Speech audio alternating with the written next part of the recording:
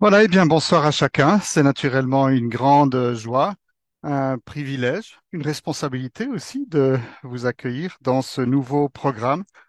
Une joie, encore une fois, de pouvoir démarrer ensemble avec vous euh, cette étude du livre des Proverbes. Merci à Gilles d'être disponible. Gilles est maintenant au Canada. Vous allez peut-être, pour ceux qui le connaissent moins bien, découvrir un nouvel accent. Gilles est un frère, naturellement, dans la foi. Gilles est un ami. Gilles est un passionné.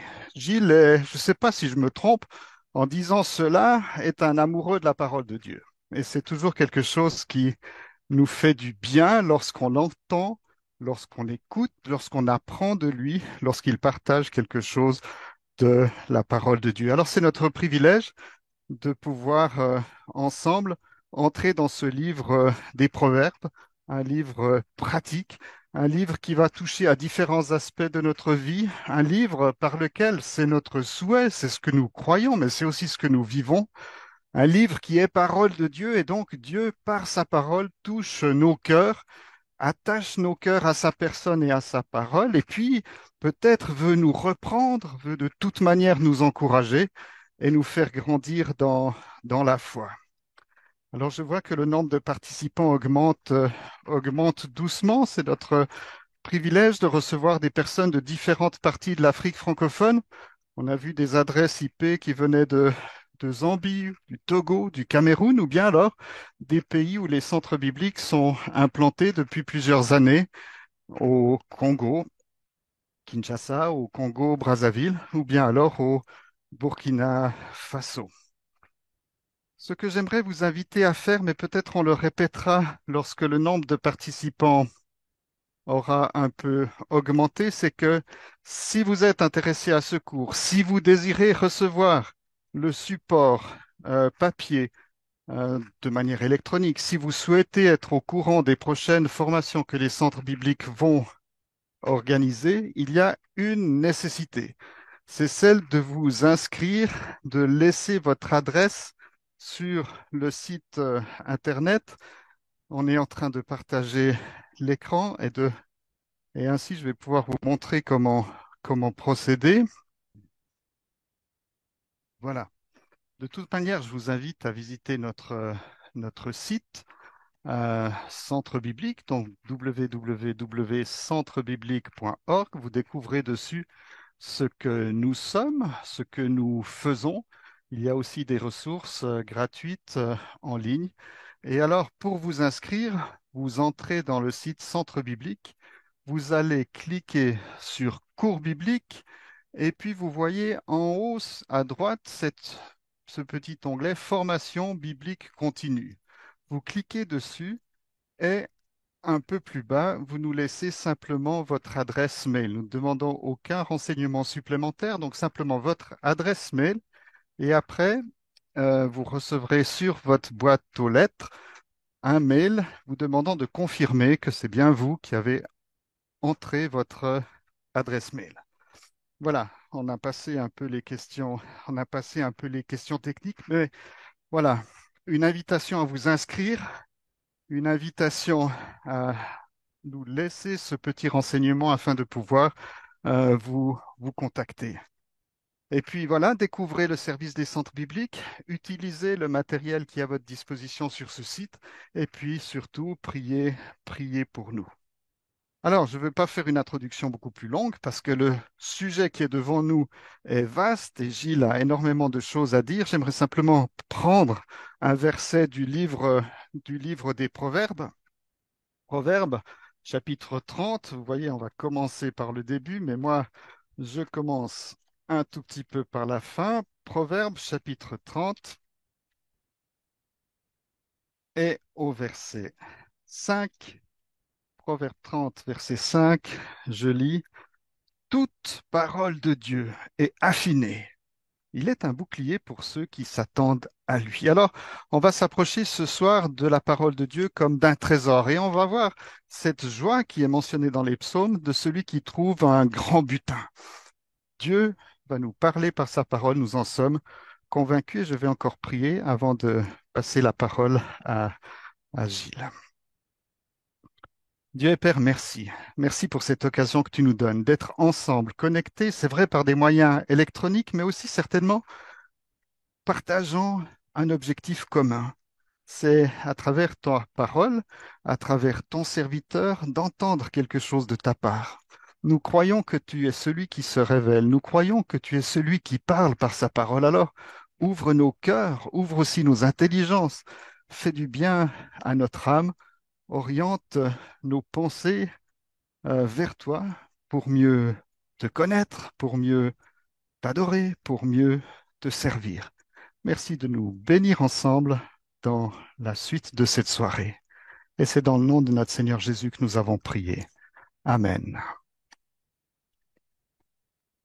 Amen. Merci beaucoup, Kimo, pour cette introduction. Je me réjouis vraiment beaucoup de pouvoir explorer le livre des Proverbes avec vous tous parce que c'est un livre dont j'ai besoin. Et de me replonger dans ce livre-là me fait du bien, me fait vraiment du bien. Un livre de sagesse, la sagesse qui vient d'en haut, la sagesse que Dieu nous donne et nous offre, elle est là accessible par la lecture et l'étude de ce livre remarquable. C'est vraiment une joie d'être avec vous. Je connais plusieurs de ceux qui sont là. Pour les autres aussi, eh bien, je me réjouis de pouvoir être aussi avec de nouveaux contacts, de nouveaux amis, de frères et sœurs en Afrique et un peu partout aussi dans la francophonie. C'est vraiment un plaisir de pouvoir partager ces moments-là avec vous. Déjà au départ, j'aimerais entrer dans le texte de la parole de Dieu, mais dans l'épître de Jacques pour lire quelques versets et j'ai ma Bible seconde, nouvelle édition de Genève dans les mains et je vous encourage beaucoup à avoir aussi votre Bible entre les mains si cela est possible pour que vous puissiez lire en même temps que moi dans votre cœur les textes que nous allons regarder ensemble. Et pour introduire le livre des Proverbes, on débute par un livre du Nouveau Testament. Ça peut faire un peu curieux, mais en réalité, vous savez, beaucoup de commentateurs de la Bible parlent du livre de Jacques ou de l'épître de Jacques comme étant les proverbes du Nouveau Testament. Jacques utilise une structure très semblable à celle qu'on voit dans le livre des Proverbes. Il y a beaucoup de poésie hébraïque à l'intérieur de cette courte épître de Jacques. Oui, c'est vraiment un livre qu'on pourrait apparenter et rapprocher beaucoup du livre des Proverbes et la thématique, bien entendu, la thématique de la sagesse dominante dans cette épître de Jacques. Et nous lisons ceci, Jacques chapitre 1 au verset 5. Donc, il n'y aura pas de PowerPoint dans ce cours, dans cette formation. Je veux rester en contact direct avec vous, qu'on ne soit pas distrait par le PowerPoint, mais qu'on se parle dans les yeux, même si je ne vous vois pas personnellement. Je sais que vous êtes là et je sais qu'on se regarde dans les yeux quelque part et qu'on puisse aussi prendre nos Bibles et lire les passages. Ça, c'est merveilleux. C'est la partie la plus importante du cours et celle qui aura probablement le plus grand impact dans votre vie parce que la parole de Dieu, elle est vivante. Alors, Jacques, au chapitre 1, verset 5, nous dit ceci. Si quelqu'un d'entre vous manque de sagesse, qu'il la demande à Dieu, qui donne à tous simplement et sans reproche, et elle lui sera donnée. Mais qu'il la demande avec foi, sans douter. Car celui qui doute est semblable au flot de la mer, agité par le vent et poussé de côté et d'autres. Jacques invitait déjà les croyants de l'Église à demander à Dieu cette sagesse. Quand on réalise que Jacques est le tout premier livre du Nouveau Testament qui a été rédigé, donc c'est le tout premier livre à avoir été rédigé, eh bien, on voit que c'était déjà un souci, une préoccupation particulière pour les premiers chrétiens qu'ils aient de la sagesse qui vient de Dieu et il faut la demander à Dieu, cette sagesse. Un peu plus loin dans le chapitre 3 toujours de Jacques, nous lisons ceci à partir du verset 13. Jacques 3, verset 13. Lequel d'entre vous est sage et intelligent, qu'il montre ses œuvres par une bonne conduite avec la douceur de la sagesse. Mais si vous avez dans votre cœur un zèle amer et un esprit de dispute, ne vous glorifiez pas et ne mentez pas contre la vérité. Cette sagesse n'est point celle qui vient d'en haut, mais elle est terrestre, charnelle, diabolique. Wow, c'est impressionnant de lire ça. Car là où il y a un zèle amer et un esprit de dispute, il y a du désordre et toutes sortes de mauvaises actions.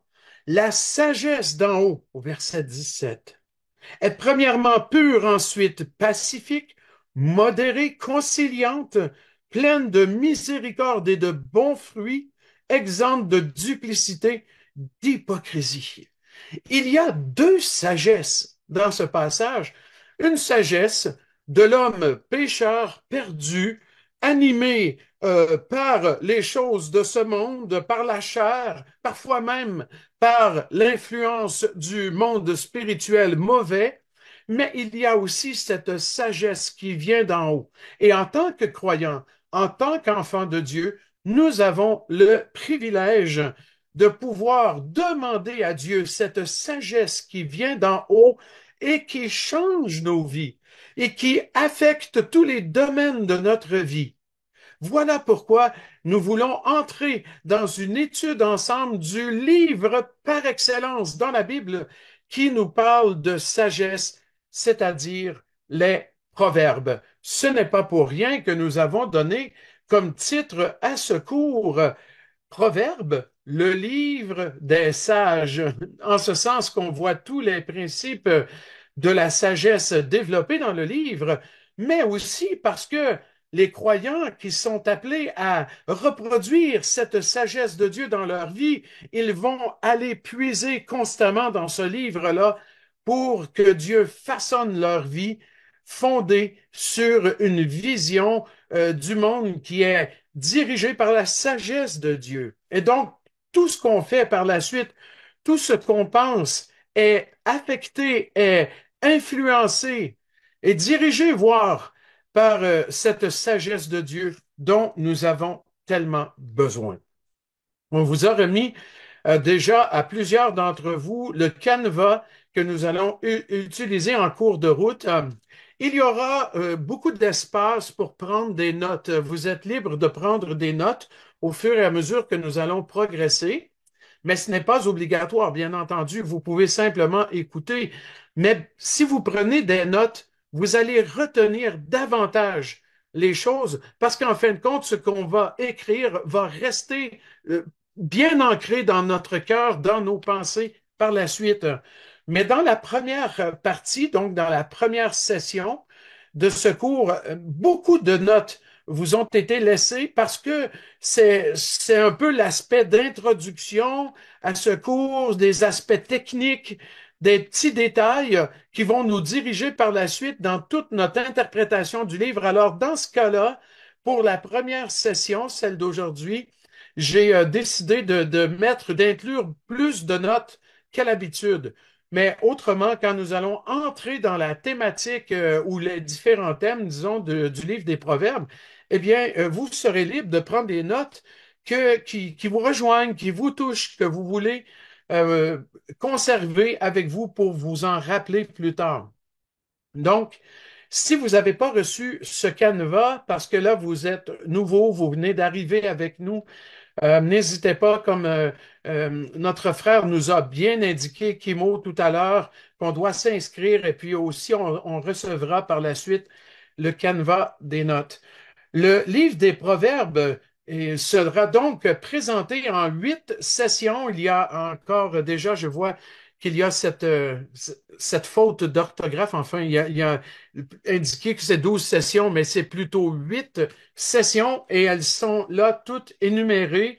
Nous allons voir aujourd'hui L'histoire derrière le livre des Proverbes, c'est l'arrière-plan contextuel. En fait, nous allons parler brièvement des différents thèmes que nous allons explorer à travers ce livre-là, à travers notre cours. Mais nous verrons dans la deuxième session le but de la sagesse. Nous parlerons aussi des fruits de la sagesse, du disciple sage, et au point 5, le père et l'enseignant, donc celui qui doit être le père et l'enseignant dans le foyer. Un plaidoyer pour la chasteté, d'ailleurs c'est un thème très important dans le livre des Proverbes, la pureté sexuelle, la folie qu'il faut éviter, et finalement nous parlerons de cette sagesse éternelle qui nous est disponible par la prière et la lecture de la parole de Dieu. Mais allons-y d'abord avec, pour aujourd'hui, l'histoire et les thèmes des proverbes, c'est-à-dire tout ce qui forme l'arrière-plan de ce livre. Et je vous invite déjà à prendre vos Bibles et à tourner avec moi dans le premier livre des rois. Nous allons bien sûr aller dans le livre des proverbes, mais pour introduire ce livre-là d'un point de vue contextuel, tournez avec moi dans le premier livre des rois au chapitre 4.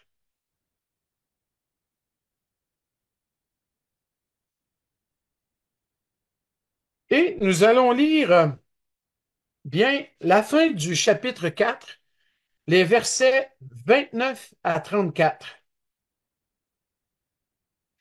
Et nous lisons ceci. 1 Roi 4, 29. Dieu donna à Salomon de la sagesse, une très grande intelligence et des connaissances multipliées comme le sable qui est au bord de la mer. La sagesse de Salomon surpassait la sagesse de tous les fils de l'Orient et toute la sagesse des Égyptiens. Il était plus sage qu'aucun homme, plus qu'Étan, l'Ezraquite, plus qu'Éman, Calcol et Darda, les fils de Macol. Et sa renommée était répandue parmi toutes les nations d'alentour. Il a prononcé 3000 sentences et composé 5000 cantiques. Il a parlé sur les arbres, depuis le cèdre du Liban jusqu'à l'hysope qui sort de la muraille. Il a aussi parlé sur les animaux, sur les oiseaux, sur les reptiles et sur les poissons. Il venait des gens de tous les peuples pour entendre la sagesse de Salomon de la part de tous les rois de la terre qui avaient entendu parler de sa sagesse. Vraiment, Salomon était un homme très sage parce qu'il a reçu de Dieu cette sagesse pour gouverner le peuple d'Israël. D'après le verset 32 que nous venons de voir, et nous pouvons lire aussi dans vos notes de cours, le roi Salomon a écrit plus de 3000 sentences, c'est-à-dire des proverbes. C'est le mot sentence qu'on voit parfois, mais ça veut dire simplement des proverbes. Et les proverbes sont des formes de similitude, de comparaison, de manière à tirer des leçons pour la vie d'aujourd'hui. Et très probablement que plusieurs de ces proverbes dont il est fait allusion ici dans 1 roi 4 font partie du livre des proverbes, mais aussi de l'Ecclésiaste. Nous lisons encore dans vos notes de cours, Jésus a rendu témoignage à la sagesse de Salomon dans Matthieu 12, verset 42. Salomon a été l'un des plus grands rois d'Israël. Et sa renommée était si grande, nous l'avons vu, qu'on venait de partout pour l'écouter. On peut même regarder brièvement un peu plus loin dans ce livre des rois au chapitre 10. Premier livre des rois au chapitre 10. Et on a l'exemple de la reine de Séba qui a voulu en savoir plus, pardon, sur cette fameuse sagesse qui dirigeait, animait le roi Salomon. On lit dans 1 roi 10, 1, la reine de Séba apprit la renommée que possédait Salomon à la gloire de l'Éternel, et elle vint pour l'éprouver par des énigmes. Donc, elle est venue pour sonder cette sagesse, pour vérifier par des énigmes. Elle va lui poser des questions de manière à pouvoir se rendre compte par elle-même de cette sagesse incroyable qui animait Salomon. Et on lit encore dans vos notes de cours le troisième paragraphe, la source de la sagesse de Salomon remonte à un incident particulier au tout début de son règne. Salomon venait d'offrir des sacrifices à l'Éternel à Gabaon, c'est à 10 kilomètres au nord-ouest de Jérusalem. Et pendant une nuit, Dieu est apparu à Salomon dans un rêve, et c'est ce rêve qui a été un point tournant dans la vie de Salomon. Nous sommes dans le livre des rois. Eh bien, retournons derrière un peu au chapitre 3 pour lire le récit de cette demande du roi Salomon et la réponse du Seigneur. Alors, nous allons lire un roi, chapitre 3, les versets 4 à 15. Le roi se rendit à Gabaon pour y sacrifier, car c'était le principal des hauts lieux, donc des endroits qui avaient été établis pour adorer le Seigneur. Salomon offrit 1000 holocaustes sur l'autel. À Gabaon, l'Éternel apparut en songe à Salomon pendant la nuit, et Dieu lui dit, demande ce que tu veux que je te donne. Salomon répondit, tu as traité avec une grande bienveillance ton serviteur David, mon père, parce qu'il marchait en ta présence dans la fidélité, dans la justice et dans la droiture de cœur envers toi. Tu lui as conservé cette grande bienveillance et tu lui as donné un fils qui est assis sur son trône, comme on voit aujourd'hui. Maintenant, Éternel, mon Dieu, tu as fait régner ton serviteur à la place de David, mon père, et moi, je ne suis qu'un jeune homme. Je n'ai point d'expérience. Ton serviteur est au milieu du peuple que tu as choisi, peuple immense, qui ne peut être ni compté, ni dénombré à cause de sa multitude. Accorde donc à ton serviteur un cœur intelligent pour juger ton peuple, pour discerner le bien et le mal. Car qui pourrait juger ton peuple, ce peuple si nombreux?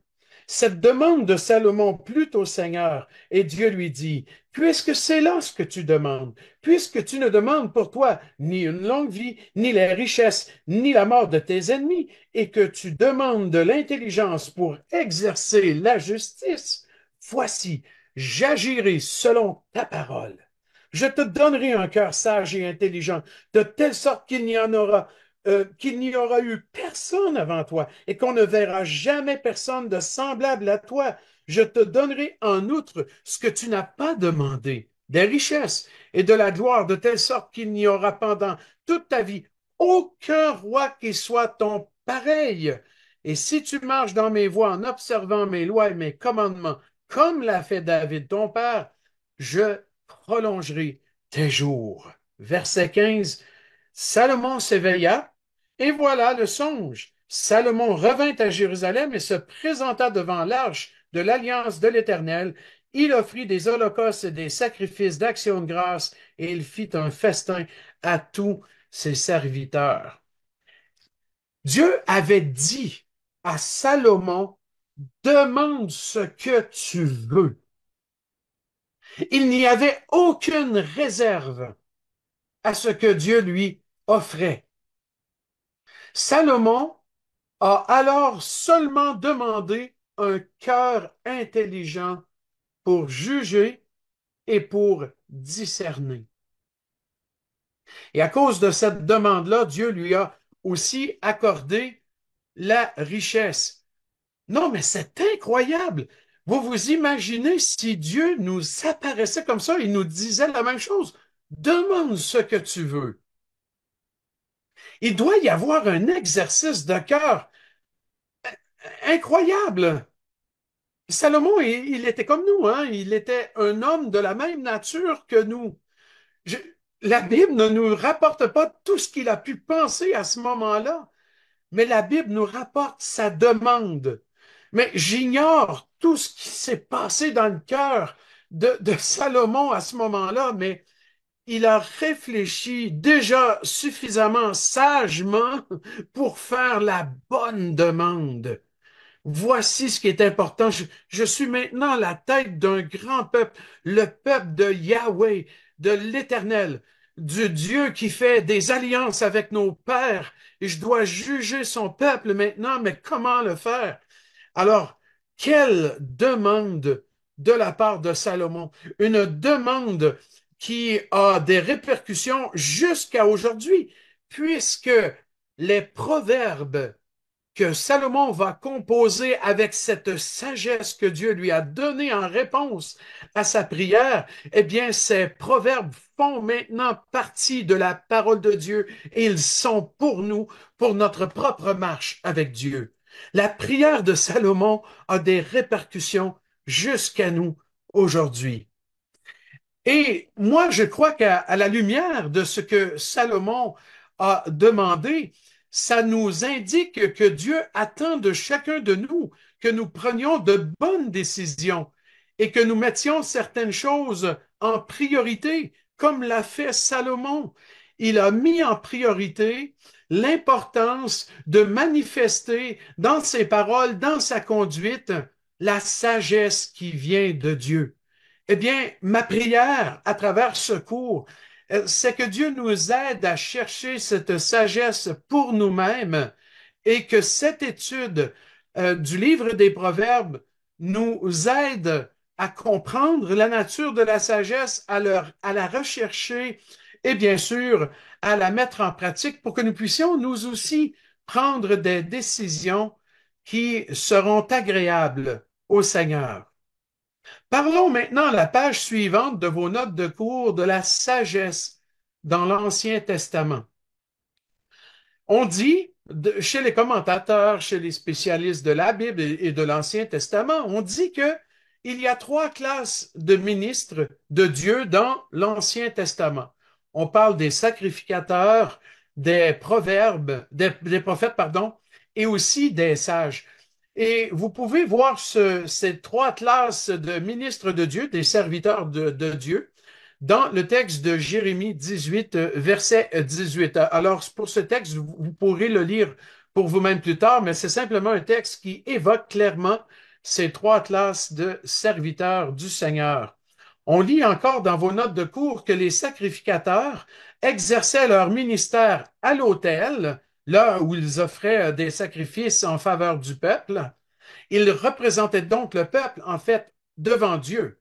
Les prophètes, eux, recevaient des messages de la part du Seigneur pour le peuple, et les prophètes représentaient donc Dieu auprès du peuple. Les sages, eux, leur ministère devait être en harmonie avec les messages des prophètes et aussi les fonctions des sacrificateurs. Les sages ne prophétisaient pas, mais ils donnaient des conseils qui étaient fondés sur la sagesse de Dieu. Ça montre quelque part toute l'importance qu'avait la sagesse de Dieu parmi le peuple d'Israël et l'importance d'enseigner de génération en génération cette sagesse aussi qui vient de Dieu. On parle souvent, par exemple, du ministère sacerdotal et de l'importance de transmettre de génération en génération l'importance du rôle de sacrificateur. On parle aussi de l'importance de transmettre, vous voyez, les prophéties, mais la sagesse aussi avait son importance et il fallait transmettre cette sagesse et c'est apparemment ce que faisaient en particulier les sages. Mais c'est aussi ce qu'a fait d'une façon tout à fait unique Salomon par la rédaction des livres de sagesse, dont celui-ci qui nous préoccupe, celui des Proverbes. Et cette sagesse dans l'Ancien Testament, elle n'a absolument rien à voir avec le concept grec de l'époque même du Nouveau Testament, de la connaissance intellectuelle. Elle a son utilité. La connaissance intellectuelle, elle est importante. La sagesse et la foi biblique ne sont pas irrationnelles, bien entendu. Donc, la sagesse a besoin de l'intelligence quelque part, parce que la sagesse, elle est aussi intelligente. Mais la sagesse biblique n'est pas que théorique. Elle est fondée sur une révélation de Dieu qui incorpore les vérités de Dieu et nous aide dans l'application à discerner la volonté de Dieu et aussi à faire ce qui est juste, ce qui est bien. Et cette sagesse qui est transmise par Salomon n'était pas uniquement pour Israël. Et en réalité, dans le livre des Proverbes, le nom Israël n'apparaît qu'une seule fois dans le livre, c'est-à-dire dans le tout premier verset.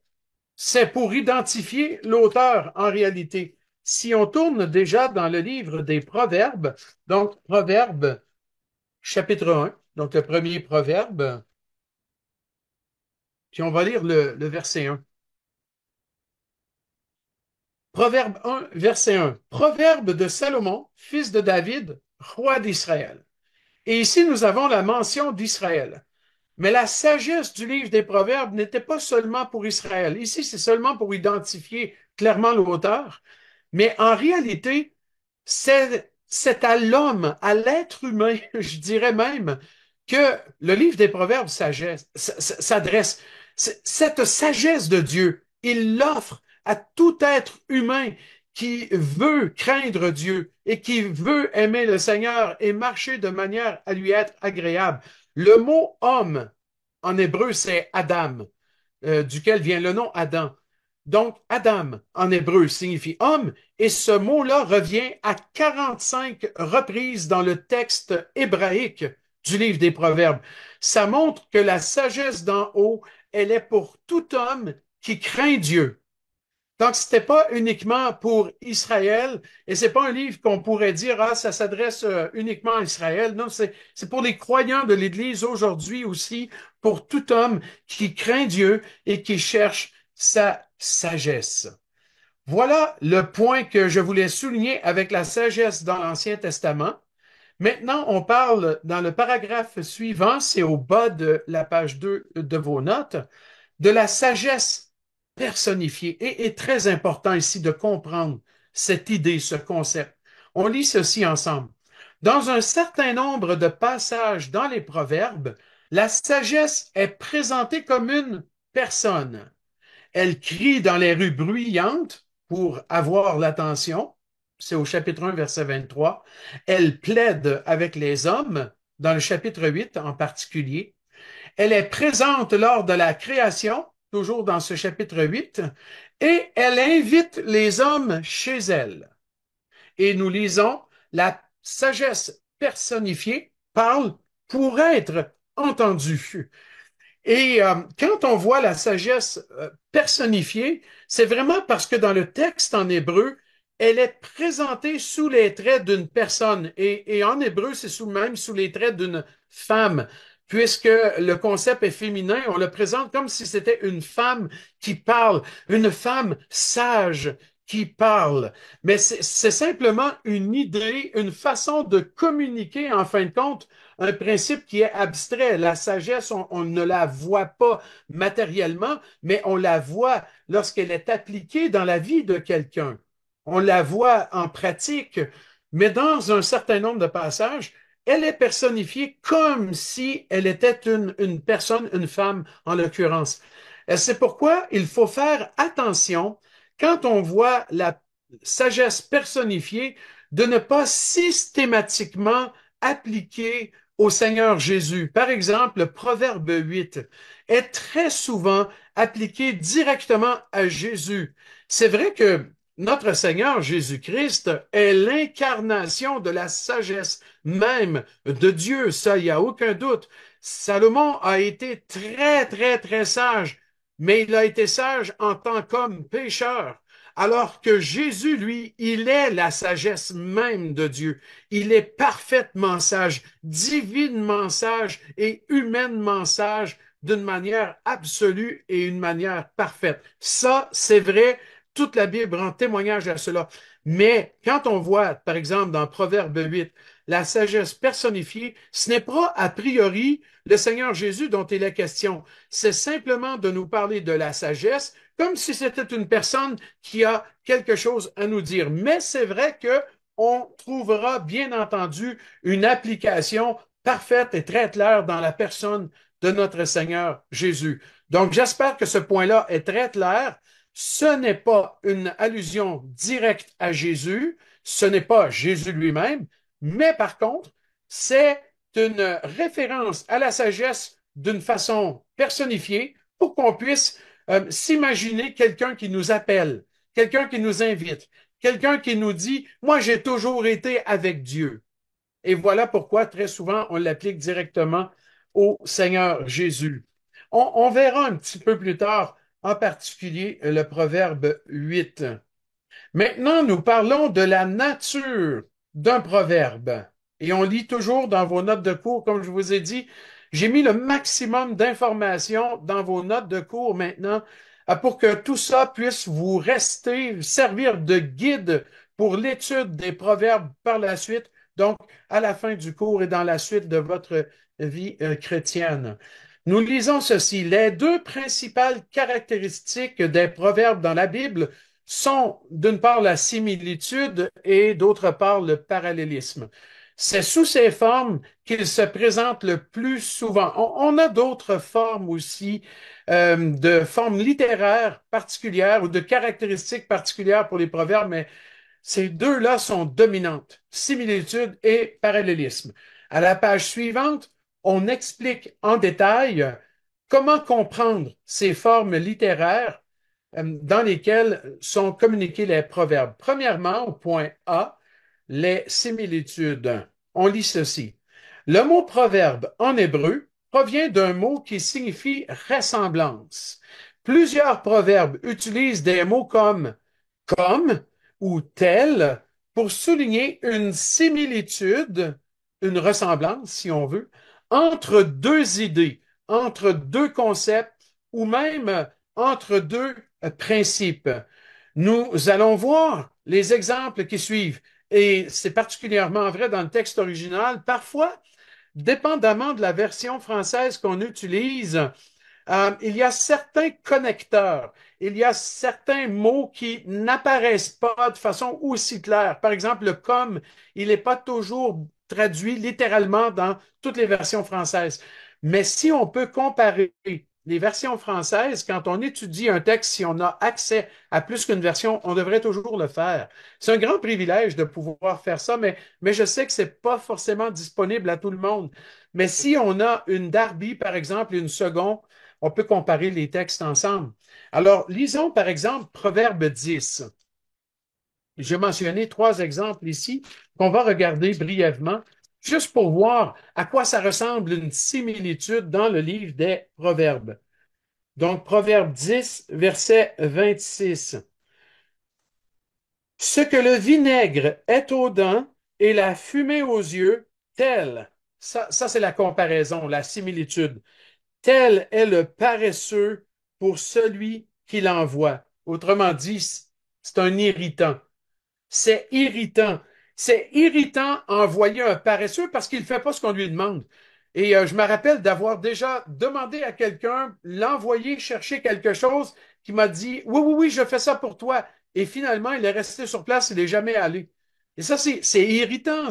Ça crée des problèmes. Et puis voilà, c'est une situation qui peut causer des frustrations parce que les choses n'arrivent pas telles que prévues. Voilà. Et puis, la personne ne respecte pas sa parole. Donc, cette personne, elle est comme du vinaigre sur les dents ou de la fumée dans les yeux. C'est un irritant. Donc, ça, c'est une similitude. Et on trouve beaucoup d'exemples comme ça. On peut aller au Proverbe 26 et on reculera encore un petit peu après. Proverbe 26 et au verset 1.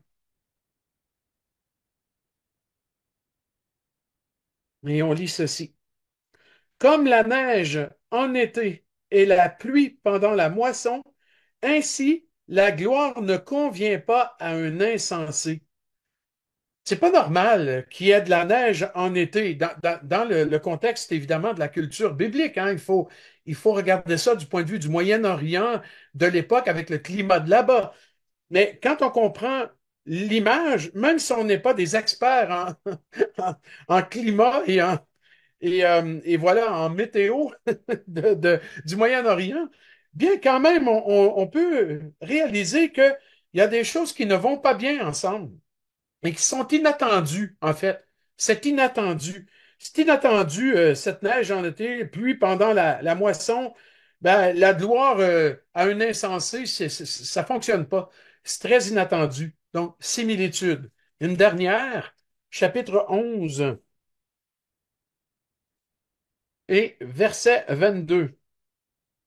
Et il faut vraiment se rappeler que euh, les Proverbes, c'est un livre qui a été rédigé il y a maintenant très, très, très longtemps. Là, on parle de 3000 ans presque. Là, pas 3000 ans. Oui, oui, oui, 3000 ans. Exactement, parce que David, j'ai à peu près David, ce serait, on dit 930 peut-être, David. Donc, Salomon, c'est autour de 1000, peut-être avant Jésus-Christ. Alors, on est à 3000 ans d'écart, c'est loin. En plus, c'est dans une autre culture, etc. Il faut tenir compte de ça quand on lit des textes, parce que parfois, on peut être choqué, parce que si on les interprète à la lumière de notre culture, de notre langage, de notre façon de voir et de dire les choses, fort probablement qu'il y a des textes qu'on va avoir de la peine à comprendre, qui peuvent même nous bousculer ou nous choquer, quoi.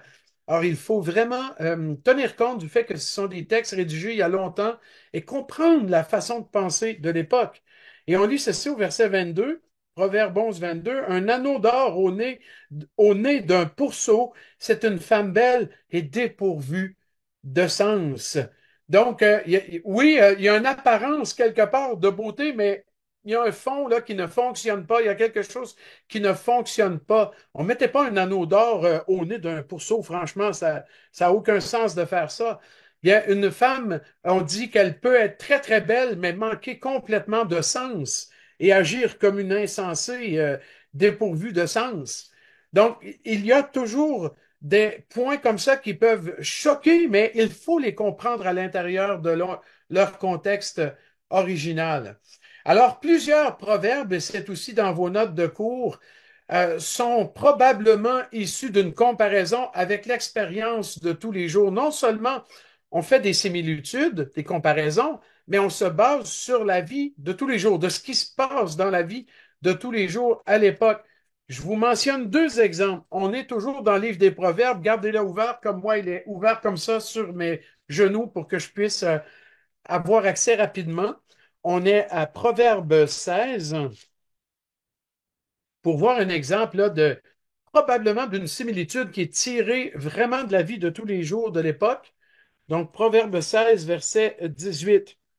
L'arrogance précède la ruine et l'orgueil précède la chute. C'est deux phrases qui disent essentiellement la même chose. D'ailleurs, c'est un bel exemple de ce qui s'en vient. On va parler de parallélisme, eh bien, c'est exactement ce qu'on a sous les yeux ici. Mais ce proverbe-là, il vient probablement de l'expérience de tous les jours, dans ce sens où combien de fois on voit que des gens très orgueilleux, ils finissent toujours par trébucher. Moi, quand je lis ce texte-là, il y a une image qui revient à mon esprit d'un livre que j'ai vu quand j'étais gamin. J'étais vraiment jeune, là. Je vous parle j'étais un jeune, jeune enfant, probablement 4 ou 5 ans, pas plus. Et je me rappelle avoir vu une image dans peut-être même le premier livre que j'ai vu de ma vie. Et cette image était une dame qui avait une belle grande robe et qui marchait sur un chemin. On la voyait de côté, cette dame, et elle avait le nez complètement en l'air comme ça. Elle marchait avec ses deux bras croisés, avec le nez complètement en l'air, ce qui représentait graphiquement une personne orgueilleuse, quelqu'un qui lève le nez sur les autres. Je ne sais pas si dans votre culture particulière, vous avez cette expression ou cette image, mais chez nous, on utilise parfois cette image d'une personne orgueilleuse qui lève le nez en l'air sur les autres. Et sur l'image, on voyait dans l'image suivante, en fait, c'était comme une BD, là, une bande dessinée, et on voyait un bloc de pierre sur la même route, juste devant cette femme, et qui trébuchait sur la pierre. Et l'image suivante, elle était couchée de tout son long, visage contre terre, pour montrer qu'une personne qui se vante, qui est orgueilleux, qui est prétentieux, cette personne-là, elle risque de trébucher et de tomber. Et en fait, la Bible, c'est ce qu'elle dit. très, très clairement. Alors, je me suis rappelé cette image d'enfance, de jeunesse qui est vraiment restée imprégnée dans ma mémoire, de ne pas être hautain, de ne pas être orgueilleux, parce que on risque de tomber. Et certainement qu'on va tomber. Moi, je pense que le proverbe ici, il a été carrément rédigé sur l'expérience humaine qu'on voit tous les jours. Combien de gens on voit tomber comme ça? Et on dit souvent même, ils tombent de haut, hein? Parce que, oui, la chute est terrible. Et puis, voilà, c'est la ruine, c'est la chute qui guette les personnes orgueilleuses. Un peu plus loin, au chapitre 20 des mêmes proverbes. Je ne sais pas si ça vous plaît, ce format de cours, mais moi, je vous dis que ça me plaît, ça me fait beaucoup plaisir de rentrer dans les textes de la parole de Dieu. J'aime tourner les pages du livre des Proverbes. J'aime arriver sur un verset, le lire, parce qu'il a un impact dans mon cœur. Il me fait du bien. Il me parle et franchement, j'espère que c'est la même chose pour vous. Et que ça fait du bien de lire la parole de Dieu et de l'ouvrir. Et on lit au chapitre 20, verset 1, le vin est moqueur, les boissons fortes sont tumultueuses. Quiconque en fait excès n'est pas sage. On voit ça partout autour de nous, des gens qui abusent de l'alcool. Et puis voilà qui agissent de façon mais tellement insensée. Et puis alors, c'est pourquoi je crois que ces proverbes-là sont aussi tirés de la vie quotidienne. Déjà, à l'époque, on pouvait voir cela chez les gens, on pouvait malheureusement le constater. Alors voilà les quelques exemples que je voulais vous donner sur les similitudes, les comparaisons et l'origine qu'on peut voir dans la vie de tous les jours à cette époque et même encore aujourd'hui, c'est comme ça. Ensuite, la deuxième forme générale que prennent les proverbes, et elle est dominante, c'est le parallélisme. Le parallélisme. Qu'est-ce que ça nous dit? C'est une forme de poésie hébraïque pour attirer l'attention. C'est pas vraiment une question de rime, comme nous on le fait dans notre poésie. En général, la poésie, chez nous, autant que chez vous, j'imagine, c'est de faire des rimes avec les fins de phrases pour que les sons soient semblables. Mais ici, on parle bien de mettre des idées ou des concepts en parallèle. Et on trouve quatre sortes, au moins quatre sortes de parallèles hébraïques dans les Écritures. On trouve premièrement des synonymes. Et on lit ceci. Dans cette forme de parallélisme, la seconde ligne répète la pensée de la première ligne dans des mots similaires. Pour bien comprendre, regardez à nouveau le texte on avait tout à l'heure sous les yeux, Proverbe 16. Donc, je reviens derrière.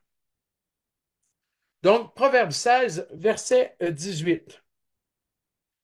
L'arrogance précède la ruine et l'orgueil précède la chute. Il y a deux lignes dans le proverbe. La première ligne nous dit l'arrogance précède la ruine et la seconde ligne, elle nous dit et l'orgueil précède la chute. Donc, on a toujours deux lignes en parallèle. Donc, pour être en parallèle, comme ça prend deux lignes. La première, elle dit quelque chose, la deuxième quelque chose, et les deux, ces deux lignes-là, elles sont vraiment en parallèle. On pourrait dire aussi deux phrases, des phrases courtes, bien entendu, la plupart du temps. Et là, on voit les parallèles. Il y a une correspondance entre arrogance et orgueil. Précède, c'est la même chose. Et ruine et chute. Donc, on met ces concepts, ces idées-là en parallèle pour accentuer, pour mettre l'accent sur ce qu'on veut dire. Et ici, c'est évident que le but, là, c'est d'insister, là. On dit deux fois la même chose, en fait. Les deux lignes du proverbe disent exactement la même vérité. L'arrogance précède la ruine et l'orgueil précède la chute. C'est exactement la même vérité. Donc, dans les parallèles synonymes, eh bien, la seconde ligne, elle répète exactement la même pensée que la première ligne dans des mots qui sont similaires. On a un autre exemple au chapitre 19 et au verset 9. Le faux témoin ne restera pas impuni et celui qui dit des mensonges périra. Donc, La première ligne, elle dit le faux témoin ne restera pas impuni. Et la deuxième ligne, qui souvent sont les deux, sont reliés par un et hein, ou une conjonction. C'est pas toujours le cas, mais c'est très souvent. Et là, dans les deux exemples qu'on a vus, il y a un et qui relie les deux lignes ensemble. Et donc, le faux témoin, c'est celui qui dit des mensonges. Il ne restera pas impuni, il périra. Donc, ces deux dernières idées sont aussi en parallèle. Et là, on voit que ça répète sensiblement la même chose, mais parfois, il y a une augmentation, il y a un degré plus élevé dans ce qui est dit. Par exemple, on ne sait pas c'est quoi la punition dans le premier cas, mais dans la seconde ligne, c'est la punition, elle est ultime, elle est drastique, c'est la perdition, quoi. Il va périr, il sera détruit. Donc, il y a comme une augmentation, une force, un degré plus élevé, si je peux dire, dans la manière d'exprimer le parallèle et la chose. Donc, on voit ici des exemples de synonymes, de parallélisme hébraïque qui utilisent le synonyme.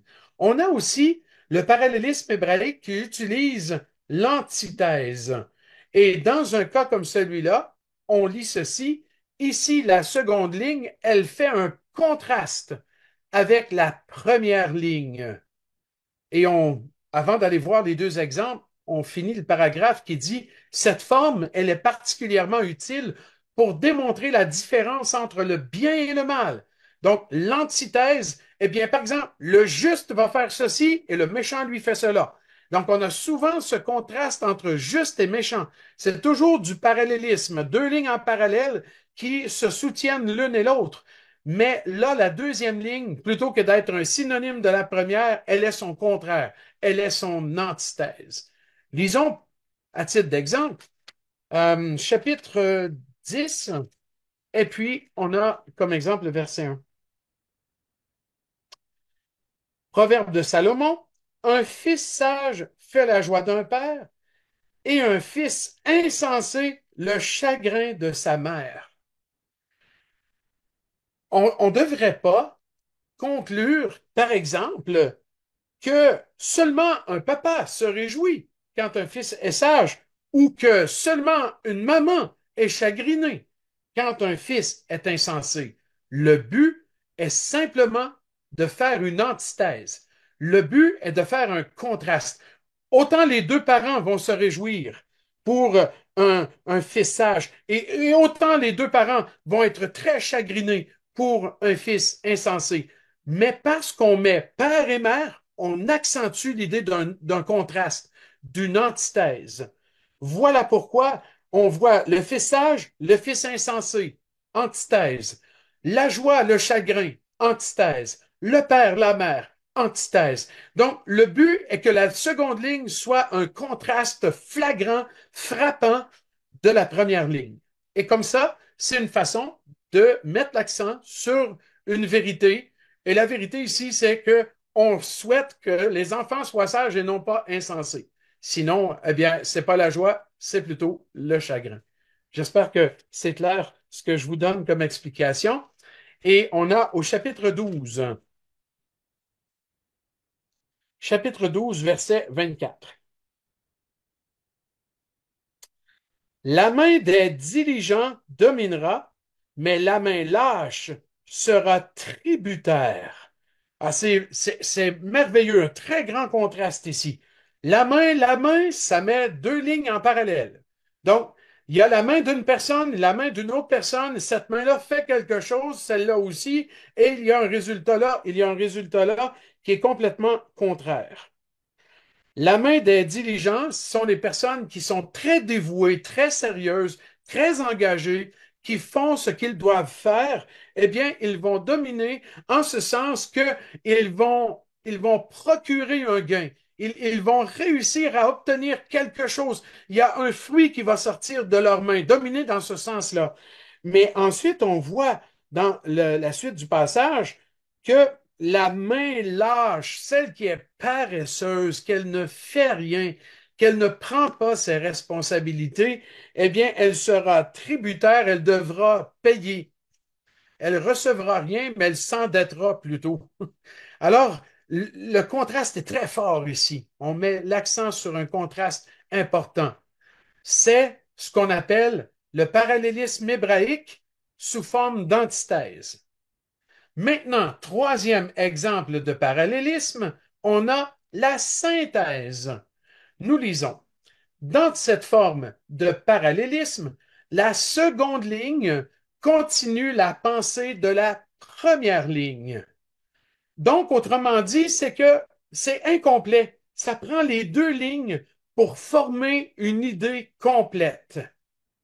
Et on lit ceci par la suite avant d'aller voir les exemples entre parenthèses.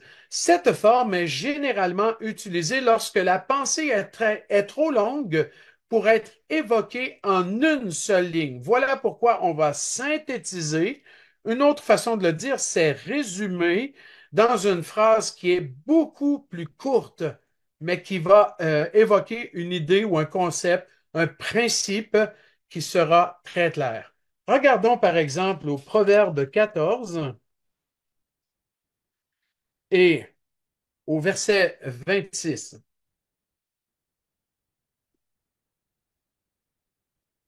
Celui qui craint l'Éternel possède un appui ferme et ses enfants ont un refuge auprès de lui. Ça montre et ça met l'accent sur toute la place que doit avoir la crainte de l'Éternel dans la vie de quelqu'un, hein, d'un enfant de Dieu qui veut marcher avec lui, et ça montre l'impact que cela aura sur sa famille. Même ses enfants vont venir trouver ce refuge auprès de lui. La, la crainte de l'Éternel est tellement importante. Donc, il y a toute une idée, mais très large, qui est évoquée par une phrase très courte ici qui vaudrait la peine d'être examiné sous plusieurs angles. Ça, il n'y a aucun doute. Ensuite, on voit dans le chapitre 17 et au verset 23, et ça, vous remarquerez bien que ce genre de synthèse-là, Euh, en général, on voit moins l'aspect parallèle. L'aspect parallèle disparaît presque, mais il y a quand même tout le temps comme deux phrases à l'intérieur de la phrase. Je pense qu'on peut en général bien discerner. Mais quand on ne voit pas forcément soit un synonyme ou un contraste, ben, probablement qu'on doit comprendre qu'il s'agit d'une synthèse d'une idée qui serait autrement beaucoup plus longue. On lit au verset 23 de 17. Le méchant accepte en secret des présents, virgule, pour pervertir les voies de la justice. Donc, les deux phrases sont fortement liées parce que l'une est la conséquence de la première. En fait, la perversion des voies de la justice, c'est fait justement parce qu'on accepte des présents en secret, hein, on accepte ces cadeaux-là en secret. Et donc, qu'est-ce que ça fait? Ça fait qu'il y a de la corruption par derrière, quoi. C'est un peu ce que ce proverbe-là est en train de nous dire. Donc, on voit qu'il y a un but qui est évoqué ou une conséquence ou une raison, une explication, mais tout cela va être dans une approche synthétique, vraiment pour résumer courtement une phrase, mais qui évoque toute une panoplie de situations de la vie de tous les jours. C'est ce qu'on trouve en général dans les synthèses. Et la dernière forme de parallélisme hébraïque dont nous pouvons parler, c'est la déclaration ou le commentaire qui est ajouté en fait dans la seconde ligne. Et la seconde ligne va expliquer ou commenter la première. On trouve un bel exemple au chapitre 20, verset 2. Proverbe 20, verset 2. La terreur qu'inspire le roi est comme le rugissement d'un lion. Celui qui l'irrite pêche contre lui-même. En fait, la phrase celui qui l'irrite pêche contre lui-même est en train d'expliquer le type de terreur, de crainte en réalité qu'une personne doit éprouver à l'égard du roi comme on l'éprouverait à l'égard d'un lion. Parce que si tu ne crains pas le roi et tu l'hérites et tu lui désobéis, eh bien, tu seras dans le trouble, quoi. Tu t'exposes à de grandes difficultés, tu pêches contre toi-même. Voilà comment on voit des proverbes, et je crois qu'on aura l'occasion certainement d'en voir d'autres, mais de toute façon, vous allez certainement en croiser d'autres parce qu'il y en a plusieurs, de ces proverbes qui commentent, qui font une espèce de déclaration comme finale sur, sur la ligne précédente. Ça ressemble quand même beaucoup à la synthèse, mais la présentation est davantage dans l'expression d'un commentaire, en réalité, plutôt que simplement qu'un résumé d'une pensée. Donc, ce qu'on voit dans la synthèse. Maintenant, il y a beaucoup d'autres sortes de proverbes que nous allons examiner ensemble, mais j'aimerais d'abord permettre quelques questions si vous en avez. L'idéal, c'est de passer par la section Q et R. Donc, on aurait dû le dire même au départ. Je m'excuse parce que on a, mais peut-être que ça a été dit, je me rappelle pas, mais si on ne l'a pas dit, je m'en excuse. Mais pour maintenant et la suite des sessions, si vous avez une question qui vous préoccupe en cours de route, vous pouvez la poser à travers l'onglet Q et R que vous trouvez là dans le menu en bas de la fenêtre de Zoom. Puis, dépendamment du nombre de participants et du nombre de questions que nous allons recevoir, bien, vous allez comprendre que nous devrons faire une certaine sélection.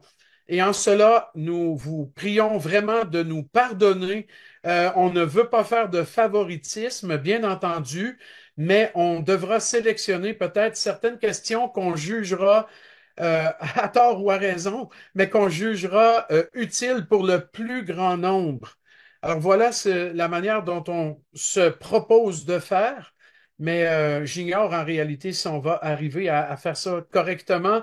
Mais soyez indulgents, nous sommes en développement aussi de la manière de procéder qui est un tout petit peu différente d'avec le cours fondement de Biblos. Mais voilà. Alors, je ne sais pas s'il y a des questions maintenant. Moi, je ne vois pas rien de particulier dans le Q et R.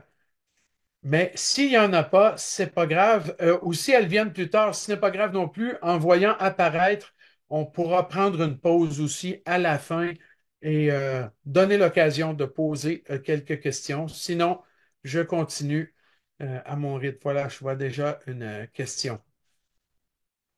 Est-ce que c'est Salomon qui a écrit tous les proverbes? Eh bien, non, c'est pas Salomon qui a écrit tous les proverbes. D'ailleurs, c'est un point qu'on doit voir à la fin de cette session-ci. Donc, les auteurs et dates de rédaction, il y a une section dans le canevas de notes de cours, en fin de compte, qui parle de cela. Donc, nous allons voir qu'il n'a pas écrit tous les proverbes qui sont ici ou ailleurs dans les Écritures, mais une très bonne partie, ça, il n'y a aucun doute. Alors, si vous permettez, je reporte un peu la réponse plus précise en nommant des auteurs dans la dernière section de tout à l'heure. Une autre question. Je n'ai pas bien compris comment le livre de Proverbes ne concerne pas Israël seulement. C'est simplement qu'on veut souligner que le livre a été rédigé par un roi d'Israël et bien entendu adressé aussi à Israël, comme le sont tous les livres de l'Ancien Testament, puisque le peuple d'Israël était le dépositaire, c'est à eux que sont confiés les oracles de Dieu. Mais le livre des Proverbes va beaucoup plus loin parce que, en fin de compte, les destinataires sont plutôt identifiés comme étant les hommes qui craignent Dieu. Et là, c'est beaucoup plus large que simplement Israël. Alors, notre argument, c'est simplement de dire que nous, en tant que croyants de l'Église, on a tout intérêt à lire, à étudier pour nous-mêmes le livre des Proverbes, puisqu'il s'adresse à nous. Bien entendu, toute la parole de Dieu s'adresse à nous.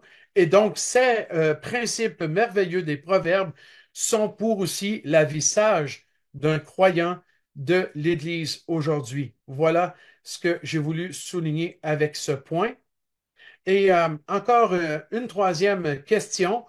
Pouvez-vous me fournir un peu plus d'explications sur le Proverbe 8 qui est plus appliqué au Seigneur Jésus-Christ par les témoins de Jéhovah? Bien, je dirais que les témoins de Jéhovah ne sont pas les seuls à appliquer ce passage-là à Jésus s'ils le font bien. Ça, je ne savais pas. Personnellement, je n'ai pas étudié en profondeur la doctrine ou tous les aspects doctrinaux des témoins de Jéhovah. Quelques aspects, oui, mais pas tout. Mais quoi qu'il en soit, il y a beaucoup de lecteurs de la Bible, croyants ou non croyants, ou peu importe même dans quel regroupement ils se trouvent, qui voient dans le Proverbe 8 une référence directe à Jésus-Christ. Et mon point, c'était simplement, moi, de souligner que dans le livre des Proverbes, ce n'est pas le but immédiat, c'est simplement de personnifier la sagesse de manière à la représenter comme une personne qui s'adresse à nous. Mais bien entendu que Jésus est ultimement l'incarnation absolue de la sagesse de Dieu. Il faut juste pas aller tout de suite à Jésus dans le Proverbe 8 et le regarder plutôt comme une sagesse qui s'adresse à nous comme si c'était une personne. Et pourquoi c'est important de le souligner? Parce que l'aspect pratique sera plus important à nos yeux. Vous remarquerez ce que la sagesse dit dans ce proverbe, c'est pour nous, c'est pour qu'on le mette en pratique. Alors, bien entendu qu'on peut souligner que Jésus est un exemple, un modèle à suivre, ça, il n'y a aucun doute, mais ne sautons pas aux conclusions trop rapidement en appliquant systématiquement Proverbe 8 à Jésus, mais en le regardant euh, comme une personnification de principes qui s'adressent à nous en réalité. Voilà, et on a une autre question semblable, mais c'est un peu comme ça que je l'ai répondu, mais c'est vrai aussi que l'aspect, quand je dis que c'est sous les traits d'une femme, c'est que c'est simplement que le concept est présenté comme si c'était une femme qui criait dans les rues. Puis en fait, c'est merveilleux parce que la femme est pas toujours représentative des meilleurs principes de vie dans les proverbes. Surtout quand on parle, par exemple, de la femme adultère, la femme immorale. Et c'est souvent comme ça. Il y a cette femme séductrice dont il faut se méfier, mais s'éloigner d'elle. Mais la femme sagesse, elle, il faut s'approcher de elle. Vous voyez l'idée? C'est juste qu'en hébreu, on utilise une personnification féminine pour faire un très grand contraste avec cet autre type de femme qu'on trouve dans la vie de tous les jours. Pop, pop, pop. Est-ce que la reine de Saba ou Seba était réellement d'origine africaine, plus précisément de l'Éthiopie actuelle? Bien, oui, absolument. Donc, c'est vrai que euh, dans l'écriture, il faut tenir compte de la correspondance entre les régions du monde antique et aujourd'hui. Mais c'est réellement d'Afrique qu'elle venait, ça, il n'y a aucun doute. Un peu comme le ministre éthiopien là, qui venait de l'Éthiopie de l'époque, qui aujourd'hui, il me semble que ça correspond au Soudan, mais je ne suis pas certain à 100%. Il faudrait que je vérifie par rapport à ça.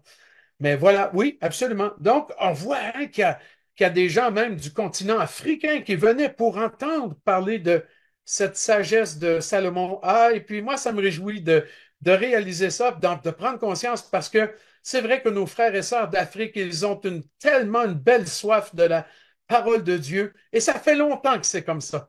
Ça fait longtemps qu'en Afrique, on a soif de la parole de Dieu. Je voudrais bien que ce soit comme ça dans mon pays, hein. Au Canada, les gens n'ont pas tellement soif de la parole de Dieu. C'est le contraire, on la rejette carrément du revers de la main. Mais bravo à l'Afrique hein, qui aime la parole de Dieu, qui la cherche, en a soif. Gloire à Dieu. Voilà. Je pense que maintenant, on peut aller et procéder, avancer encore un peu. S'il y a d'autres questions, n'hésitez pas. Et merci aussi de garder vos questions dans le cadre du cours pour ne pas qu'on déborde. Et puis, c'est vrai qu'il y a sûrement d'autres choses qui vous préoccupent, mais ce serait bien de rester dans le contexte des proverbes et du cadre de notre étude pour rester vraiment toujours dans tout le même domaine d'études. Alors, nous allons poursuivre. Et puis, s'il y a des questions à la fin, je réserverai, pardon, encore un moment pour cela. On parle d'autres sortes de proverbes. C'est toujours aussi dans vos notes de cours et on lit ceci. En plus des similitudes et du parallélisme, les proverbes peuvent se présenter sous d'autres formes. on a le discours. Et comme exemple, les proverbes 1 à 9, qui sont des discours sur la sagesse en général. Et c'est vrai que aussi c'est plus facile, il me semble, de, de lire et d'étudier les premiers proverbes parce que il y a des formes de discours et c'est plus long comme texte. Il y a d'autres proverbes où presque à tous les versets, on change de thème. Et c'est un petit peu plus difficile là, à lire dans un bloc parce que il y a tellement de principes, tellement d'idées qui changent d'un verset à l'autre qu'on se sent un peu perdu en bout de ligne. Mais par contre, quand on est dans les 8, 9 premiers proverbes, là, on trouve des discours et on trouve des blocs de texte beaucoup plus longs, ce qui favorise aussi et facilite beaucoup, beaucoup la lecture, je dirais. Le proverbe 7, on le lit toujours dans vos notes, présente un avertissement détaillé contre la femme adultère, alors que la femme vertueuse, elle, on la voit complètement à la fin dans le proverbe 31. Et il y a plusieurs proverbes aussi qui offrent de longues discussions sur l'insensé, comme par exemple Proverbe 26, les versets 1 à 12. Donc, c'est vrai qu'il y a des bons blocs de texte plutôt longs, comme des discours, mais en général, les proverbes, c'est une élaboration de plusieurs idées, plusieurs principes qui se succèdent l'un après l'autre. Et ce qui fait que parfois, il y a des gens qui se découragent de lire les proverbes et je dirais que c'est préférable, je crois, peut-être à l'exception des 9 premiers proverbes, c'est préférable de lire un, une ou deux références, par exemple, dans les proverbes. Je connais plusieurs plans de lecture de la Bible en une année qui incorporent la lecture d'un proverbe par jour, mais je ne parle pas d'un chapitre, mais un verset des proverbes par jour ou deux versets ou peut-être trois, quatre dans le cas où il y a un bloc de texte, un discours comme par exemple. Mais en général, c'est bien de lire à tous les jours ou peut-être deux fois par jour, peu importe, mais de lire un court extrait des proverbes et prendre le temps de réfléchir sur ce que nous avons lu plutôt que lire un chapitre complet et complètement oublié parce que finalement, il y a tellement de principes et d'idées qu'on finit qu'on ne retient presque rien en bout de ligne. Donc, on retient bien que d'une manière générale, c'est toutes des idées courtes, mais on a aussi le discours. On a aussi des événements historiques dans les proverbes, c'est au point B, et on lit ceci. Certains proverbes semblent clairement être fondés sur l'expérience réelle de l'auteur. Et là, par exemple, on a Proverbe 4, verset 3. Je l'ai mis en gras pour me rappeler d'aller lire le texte parce que, oui, ce verset-là, il est assez important. On parle de versets ou de proverbes qui sont basés sur ce que l'auteur a vraiment vécu. Et là, c'est tellement clair. J'étais un fils pour mon père, un fils tendre et unique auprès de ma mère. Et quand on lit là, la suite des choses, là, qu'il était instruit dans les paroles de la sagesse de Dieu, c'est évident que ici l'auteur se réfère probablement là, à l'instruction qu'il a reçue, et là on parle de Salomon, bien sûr, reçue de David de Bathsheba. Ce sont ses parents. Son père et sa mère, c'est David et Bathsheba. Donc, il a appris d'eux. Il a reçu d'eux la sagesse qui vient de Dieu. Il a reçu de ses parents. Donc, il pouvait se baser sur son expérience personnelle. Et à travers les proverbes, on a des exemples d'événements historiques. Par exemple, comme les paroles du roi Lemuel ou d'autres comme ça qui se basent sur quelque chose qu'ils ont vraiment vécu. Et moi, ça m'a toujours frappé dans la Bible. Peu importe dans quel livre de la Bible où on se trouve, il y a toujours au moins une référence quelque part au contexte historique réel du livre dans lequel nous sommes. Et ça me prouve que la Bible n'est pas tombée du ciel comme un gros recueil de principes moraux. C'est pas du tout le cas. La Bible, c'est la parole de Dieu, sa révélation qui est donnée dans un contexte historique réel. des gens qui ont vécu les choses. C'est un vrai peuple, ce sont de vraies personnes. Ils ont vécu dans de véritables années, dans une géographie réelle qui a existé. Ces lieux-là, on peut encore les fouler aujourd'hui de nos propres pieds. C'est vrai, c'est arrivé dans des contextes véritables. Vous ne pouvez pas savoir à quel point, vous imaginez à quel point, pour moi, ça enrichit, ça consolidifie, consolide plutôt ma doctrine ou ma conviction dans la doctrine de l'inspiration de la Bible, que la Bible vient de Dieu, parce qu'il la donne dans un contexte réel et spécifique. Et j'aime tellement qu'il y ait ces références qui peuvent paraître tellement anodines pour nous, comme premier jour du premier mois de telle année, de tel roi à quelque part. Merveilleux. L'Évangile selon Jean débute en disant, le lendemain, il y eut ceci, le lendemain, il y eut cela, 3 jours plus tard, il y eut ceci. Et moi, j'aime ça, parce que ça, c'est dans un contexte réel. Ces choses se passèrent à Béthanie, au-delà du Jourdain. Wow! C'est dans un contexte réel, géographique, historique. Et ça, c'est le don de la parole de Dieu miraculeuse dans des circonstances réelles.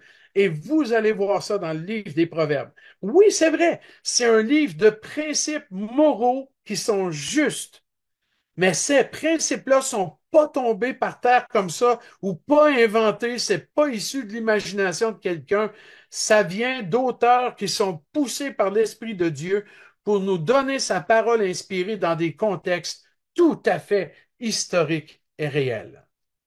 Et parfois aussi, on a au point C des formes allégoriques dans les proverbes. On lit ceci. Quelques proverbes présentent la vérité sous forme d'allégorie. On a le proverbe 5, versets 15 à 18 comme exemple, où l'auteur va utiliser l'image de la vapeur de l'eau pour décrire la fidélité et les relations conjugales. C'est assez remarquable comme image. Et c'est vrai que parfois, j'ai dit vapeur, mais c'est valeur de l'eau, pardon. Il y a des images qui vont revenir ailleurs, la même image, mais n'aura pas exactement la même leçon. Donc, il faut qu'on tienne compte du contexte qui va nous indiquer comment comprendre l'allégorie. Donc, la valeur de l'eau, dans ce passage-là, nous parle de fidélité et de relations conjugales. C'est assez remarquable. Je ne pense pas que c'est une idée qui me serait venue à l'esprit. Mais les proverbes sont basés sur des images tirées de la vie quotidienne. Et donc, on a cet exemple-là. Et finalement, on a aussi des énigmes. On pense au Proverbe 30, verset 4, par exemple, où l'auteur pose des questions qui sont vraiment difficiles à répondre. Je tourne là-bas. Proverbe 30.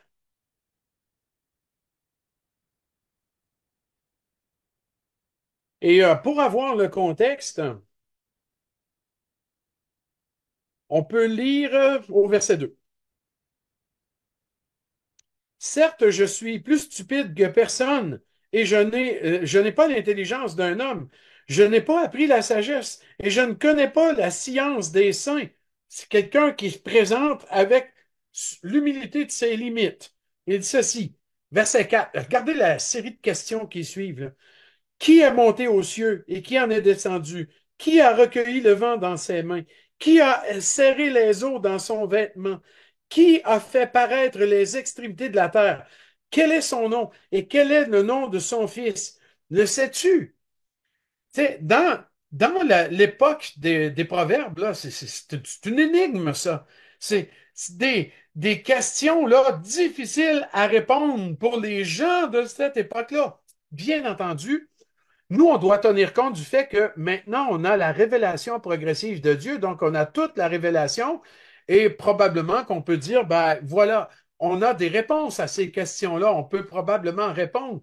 Mais je dirais, ne répondez quand même pas trop vite et prenons le temps d'examiner chaque question pour essayer d'y répondre correctement. Il y a beaucoup de commentateurs là, qui sont d'avis qu'il y a une référence à Jésus-Christ ici comme étant le Fils de Dieu, ce qui ferait de ce passage une des très rares références à Jésus en tant que Fils de Dieu dans l'Ancien Testament. C'est vrai que c'est très, très rare. Mais ça reste que pour nous, on peut peut-être répondre différemment, mais à l'époque de l'Ancien Testament, il y avait un aspect énigmatique à chacune des questions qui sont posées ici. Ça nous amène à discuter brièvement de la manière d'interpréter les proverbes. Et je vous mentionne quelques principes, en fait, quatre principes pour bien interpréter les proverbes. Premièrement, c'est dans vos notes de cours aussi. Prenez soin de remarquer la forme. On a parlé tout à l'heure de parallélisme. Est-ce synthétique? Est-ce de l'antithèse, etc.? Est-ce synonyme ou un commentaire, une déclaration? Donc, on doit réfléchir. Est-ce que c'est un pur discours? Est-ce que ce sont des principes moraux? Est-ce que ce sont des promesses même ou des principes? Voilà, on doit réfléchir à la forme. Ensuite, point 2. Étudier avec soin en vue de la mise en pratique. Il y a des proverbes là, qui exigent une plus grande réflexion que d'autres parce qu'ils sont très engageants. Euh, moi, ce point-là, il me rappelle un texte que j'ai lu ce matin même. Dans ma lecture quotidienne, il y avait dans une parabole du Seigneur Jésus cette parabole des deux fils, là où il y en a un qui dit mon fils, va travailler à la vigne. Ah oui, oui, j'y vais. Puis il n'y va pas. Mais l'autre ne veut pas y aller, puis il se repent, puis il finit par y aller. Et puis, ça me fait penser à ça, cette parabole où le premier répond, mais sans avoir réfléchi. Ah oui, oui, c'est comme ça tout de suite. Et puis finalement, il ne le fait pas.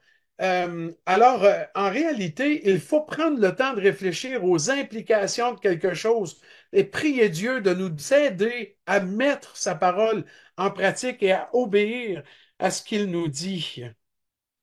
Je pense à ce proverbe 26:8 qui peut entrer euh, en contexte avec ce qu'on dit là, d'étudier avec soin, de réfléchir. C'est attacher une pierre à la fronde que d'accorder des honneurs à un insensé. Qu'est-ce que ça veut dire, un texte comme celui-là? Forcément, il va nous demander une plus grande réflexion, probablement, pour arriver à une interprétation qui va être juste. Je regarde les commentaires qui vont m'être utiles pour essayer de comprendre.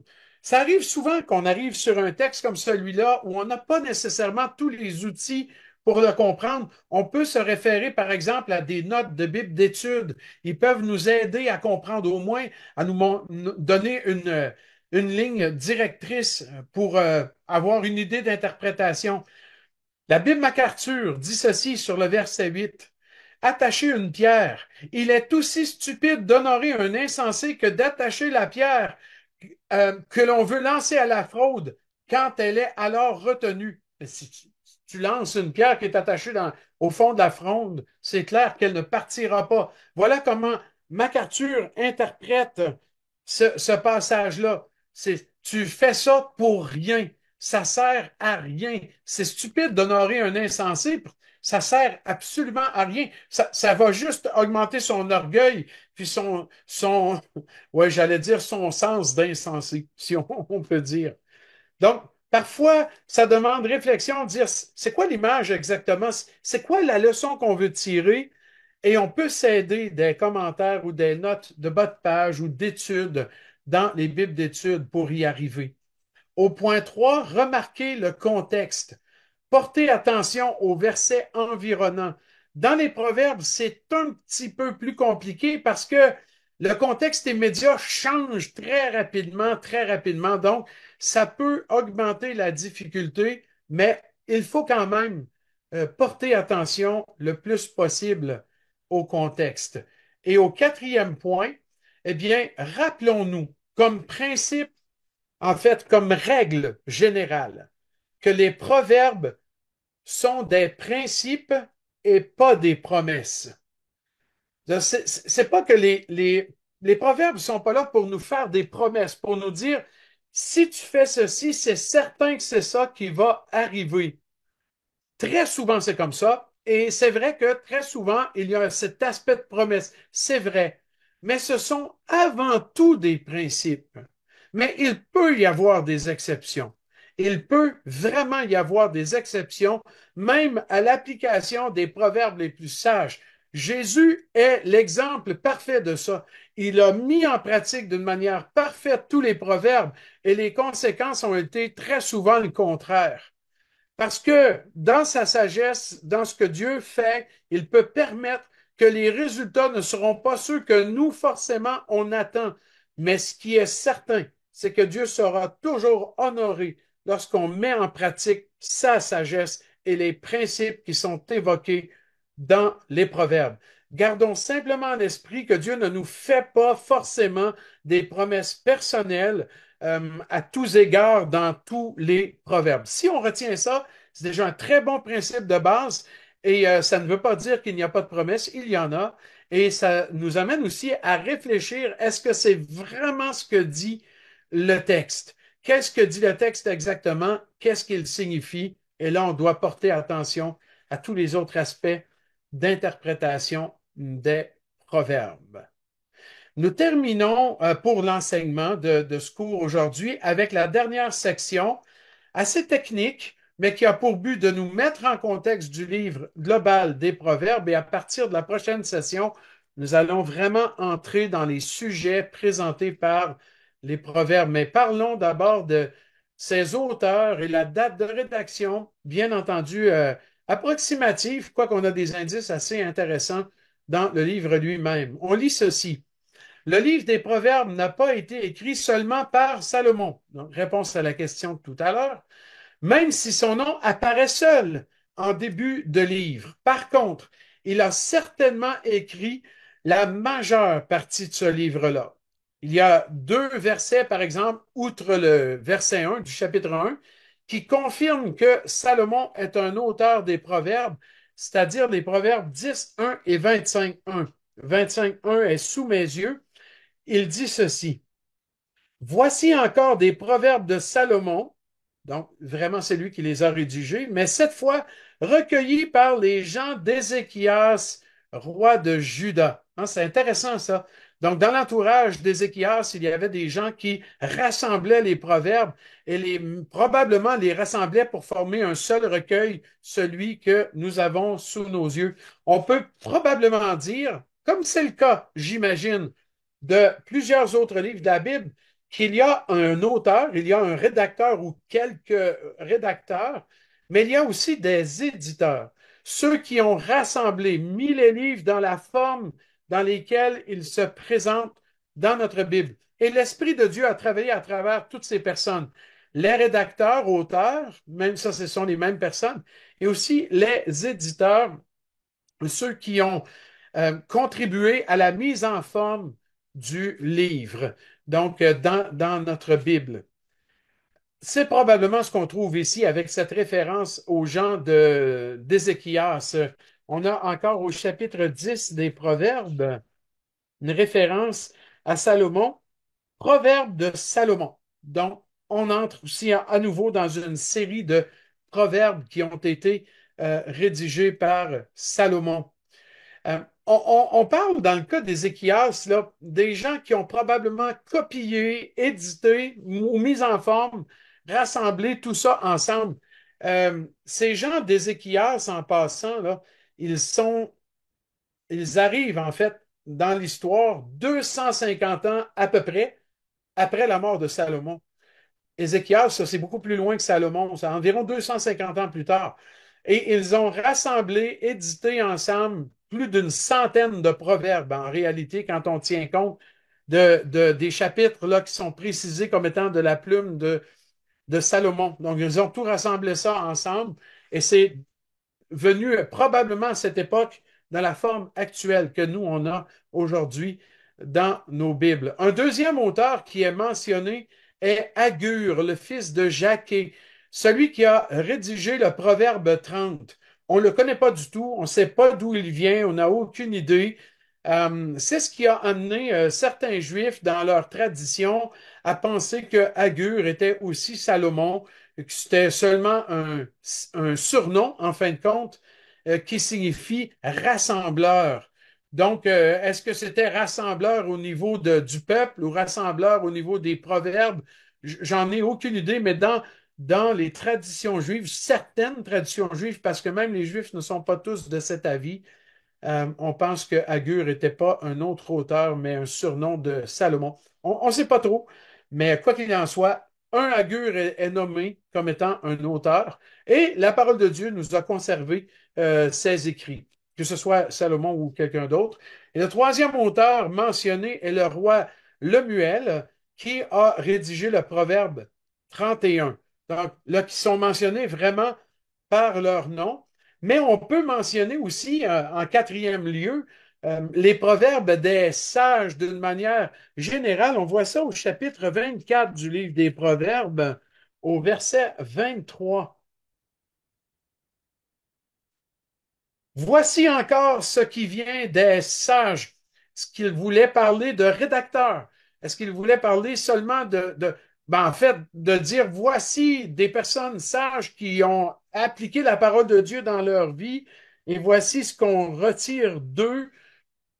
Le texte n'est pas clair à 100%, mais c'était peut-être des anciens d'Israël ou ce groupe de sages dont on a parlé, dont il est fait allusion dans le livre de Jérémie au chapitre 18. Donc, ceux qui devaient enseigner la sagesse à Israël, fondés sur l'enseignement des prophètes, quoi, et sur le ministère des sacrificateurs. C'est possible, mais voilà, on n'est pas certain à 100%. Mais ce sont quand même des indices qui nous amène à une date de rédaction globale qui peut se situer aux alentours de 971 ou 71, 931 avant Jésus-Christ, période du règne de Salomon. Mais ce qui est évident avec la mention et la référence des gens de l'entourage d'Ézéchias, c'est que le livre a été en formation ou en édition pendant environ 300 ans jusqu'à cette époque du roi Ézéchias. Et la plupart des traditions juives là, vont confirmer une telle datation. Dans le Talmud de Babylone, je n'ai pas mis ça dans vos notes de cours, mais dans le Talmud de Babylone, ça c'est un immense recueil de toutes les traditions juives à travers tous les siècles, depuis même l'époque de Moïse, même Abraham, jusqu'à aujourd'hui, ou presque, surtout la période du Moyen Âge. Mais on le considère encore, c'est ce que je voulais dire, c'est qu'on en tient compte encore aujourd'hui. On étudie toujours le Talmud. Il y a deux Talmuds, un à Jérusalem et un à Babylone, qui viennent de ces endroits-là. Et dans les traditions talmudiques, donc à l'intérieur du Talmud, dans un traité qui s'appelle Baba Batra, eh bien, on donne des noms d'auteurs et des dates de rédaction à tous les livres de l'Ancien Testament selon les traditions juives, c'est-à-dire selon ce qui aurait été transmis de siècle en siècle, oralement et finalement aussi par écrit parmi les Juifs. Et ce sont les traditions les plus solides sur lesquelles on peut s'appuyer pour donner hypothétiquement, faut dire, des noms d'auteurs et des dates de rédaction aux documents de l'Ancien Testament. Voilà, on nous confirme que dans le texte lui-même, que Salomon a rédigé, que Agur a rédigé, Lemuel aussi, que les gens d'Ézéchias ont rassemblé certains proverbes de Salomon et que finalement les sages ont enseigné ces proverbes. Je pense que c'est suffisamment de preuves internes pour comprendre que Dieu a donné à son peuple Israël, pour tous ceux qui craignent Dieu par la suite, ce livre merveilleux que nous nous apprêtons à étudier ensemble. Voilà, c'est là ce que je voulais vous partager.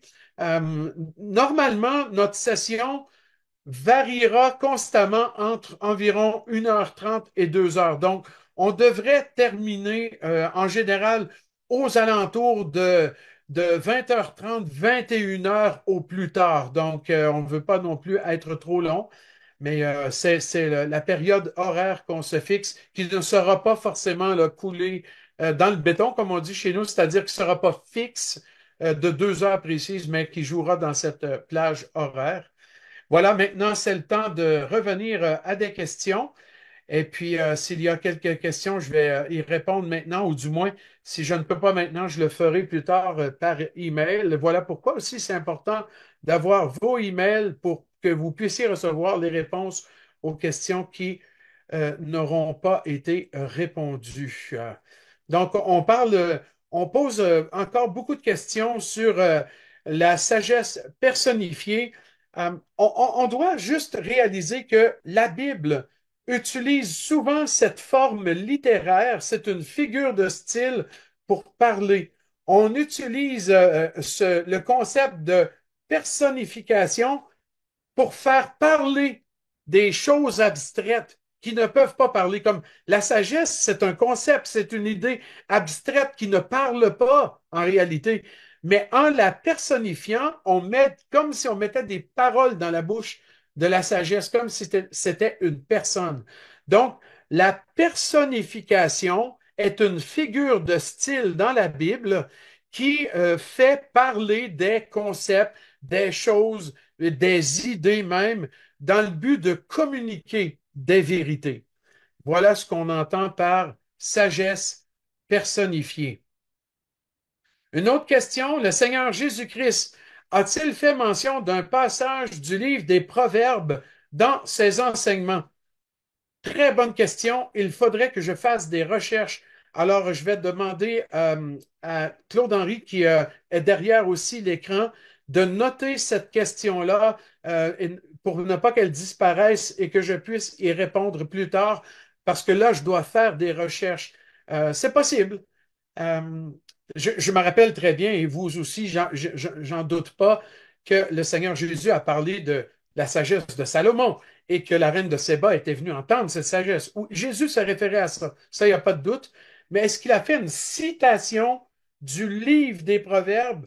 Peut-être, mais là, de mémoire, je ne saurais pas dire comme ça. Je dois étudier, examiner la question. C'est possible qu'il l'ait fait, c'est possible qu'il ne l'ait pas fait non plus, mais quoi qu'il en soit, le livre des Proverbes fait partie de la section des écrits dans le canon hébraïque et Jésus s'est clairement référé à cette structure à trois divisions dans Luc 24 quand il a parlé de la loi, Moïse et les psaumes font partie, pardon, du recueil des écrits dans lesquels il y avait aussi les proverbes. Donc Jésus a comme englobé dans cette allusion-là le livre des Proverbes.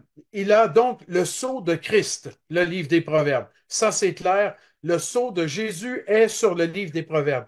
Mais est-ce par une citation directe? Ça, par contre, je devrais l'examiner plus en détail. Autre question. Alors, y a-t-il matière à comprendre ou conclure que la maîtrise des différents styles utilisés en littérature, surtout en tradition hébraïque, s'avère très importante pour mieux comprendre certains livres dans la Bible? Ma réponse, elle est très claire. Oui, absolument. C'est important de bien comprendre les différentes formes d'écriture, non seulement dans les proverbes, mais dans toute la Bible pour mieux interpréter la Bible. Parce que c'est vrai que la Bible, elle emploie beaucoup de formes littéraires différentes et on ne peut pas interpréter, par exemple, une parabole comme on interprète un proverbe.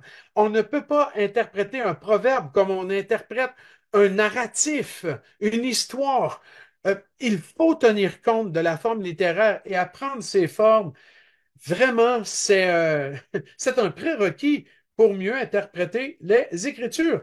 Et voilà pourquoi on offre des cours de formation pour vous donner des pistes à suivre. Et là, vous voyez, vous êtes déjà initié aux différentes formes littéraires utilisées dans le livre des Proverbes. Personne de nous ne sommes des experts dans la forme littéraire, les figures de style, mais étant tous des étudiants de la Bible, nous sommes désireux de connaître ces formes littéraires, de mieux les comprendre afin de mieux interpréter.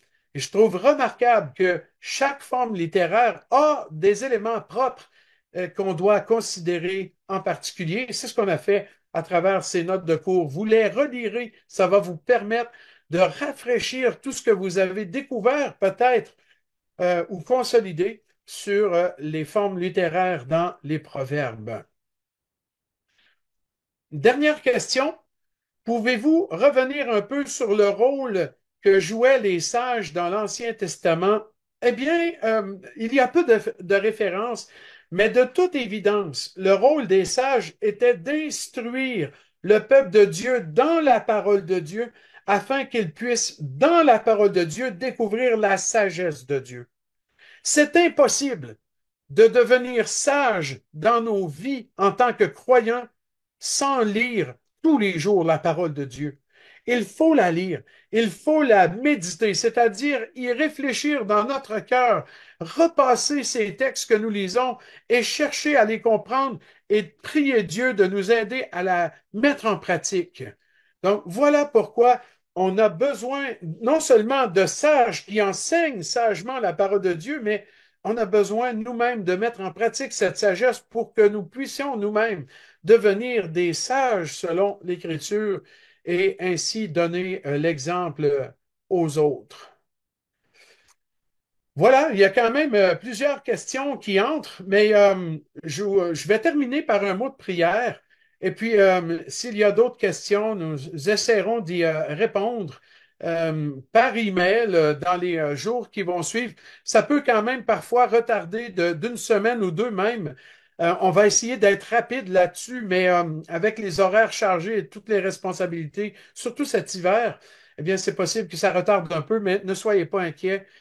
Nous allons faire autant que possible, donner de réponses à ces questions et les publier par la suite en envoyant les réponses par email aux étudiants. Alors, merci de votre attention et j'aimerais terminer par un mot de prière.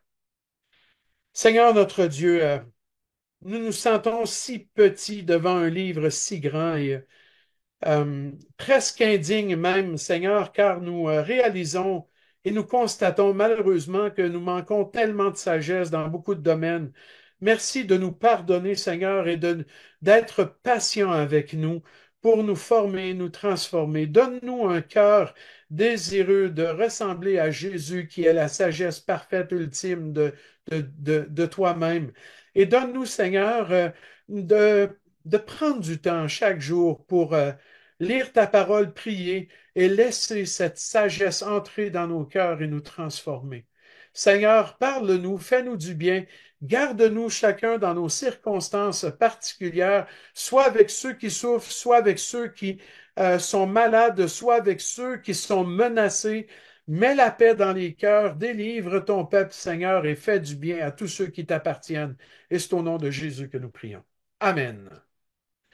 Alors, merci beaucoup pour votre grande attention. Et puis, je vais laisser le mot de conclusion à Kimo. Et puis, à nous, on se retrouve très bientôt, Dieu voulant, le 19 février pour la session suivante. Merci. Merci Gilles, merci pour ta passion, merci pour ce feu qui réchauffe nos cœurs, merci pour ta présentation claire pour cette introduction à la parole de Dieu. Alors j'aimerais terminer par quelques invitations. Une invitation qu'on a déjà fait au début et que j'aimerais renouveler, c'est la possibilité que vous avez de nous laisser votre adresse mail sur le site internet des centres bibliques www.centrebiblique.org, centre biblique en attaché et au singulier. Et après, vous entrez dans la section cours biblique. Et une fois que vous êtes dans cette question cours biblique, vous allez dans formation biblique continue. Et en bas de la page, il y a une petite zone pour laisser votre email. Ceci déclenchera un mail qui arrivera dans votre boîte aux lettres et vous aurez à cliquer sur un lien pour simplement confirmer que c'est vous qui êtes à l'origine de cette demande. Donc, une invitation à vous inscrire et cela permettra de recevoir dans quelques jours le Canva ou les notes de cours dont Gilles a fait mention plusieurs fois et qui contiennent aussi des zones pour marquer vos réflexions, vos réponses et vos interrogations. Nous vous invitons aussi à partager, si vous avez apprécié ces moments de formation, à partager les liens autour de vous, peut-être même à organiser dans votre salon des moments où, à plusieurs, vous pouvez découvrir ce livre des Proverbes et en discuter et partager. Vous êtes étudiant, peut-être que dans que sur un campus, il y a quelque chose à faire. Vous êtes membre d'une église, d'une assemblée. Peut-être que dans votre assemblée, vous pouvez organiser quelque chose. Bref, partagez ce lien autour de vous. Si vous pensez que c'est profitable pour vous, peut-être que ça peut être profitable à d'autres. Ce que j'aimerais dire aussi, c'est que euh, nous avons la possibilité de voir qui se connecte et ce que je proposerai à partir de la prochaine fois, c'est que les personnes qui suivent l'ensemble de la formation puissent recevoir une petite attestation de participation à cette formation sur les proverbes. Voilà ce que je voulais vous dire. L'invitation pour le 19 février à la même heure est déjà faite, mais j'aurais quand même une question à Gilles. Est-ce que, en tant qu'étudiant zélé, tu nous donnerais des devoirs pour la prochaine fois, un chapitre, deux chapitres, quelque chose à lire pour nous préparer à ton enseignement? Oui, absolument. Est-ce que mon son est rétabli? Oui, c'est Oui, bon. c'est parfait. Oui, absolument. Écoute, donne-moi juste 2 petites secondes. Voilà, je suis arrivé au bon endroit. Donc, le prochain thème est la sagesse, elle a un but. Et je vous encourage simplement à lire tout le Proverbe 1. Donc, de lire l'ensemble de tout le Proverbe 1. Et puis, c'est une bonne chose même de souligner en cours de route dans ce proverbe-là quels sont les buts de la sagesse. Est-ce que vous voyez un but visé par la sagesse de Dieu dans le Proverbe 1? Ce n'est pas obligatoire, mais si vous voulez le faire, ce sera certainement un exercice qui va très bien vous préparer pour la suite des choses. Merci. Merci Gilles. Merci aussi à Claude-Henri et André, que certains d'entre vous connaissent, puisqu'ils participent aux formations bibliques systématiques du côté de la RDC. Et c'est lui qui est un peu le webmaster de cette soirée. Moi, je m'appelle Kimo Risberger, je m'occupe de la coordination, de l'administration des centres bibliques et j'ai aussi ce privilège d'être régulièrement en Afrique. Et si vous utilisez l'adresse mail que vous avez certainement déjà découverte, fbc@centrebiblique.org, eh bien, vos mails avec peut-être vos questions, vos commentaires, peut-être aussi vos remerciements, parviendront sur mon bureau et je pourrai les communiquer au reste de l'équipe impliquée dans ce projet. Alors merci pour votre présence, merci pour votre attention et puis que notre Dieu bénisse sa parole dans vos cœurs. À très bientôt, au Au 19 revoir. février. Au revoir.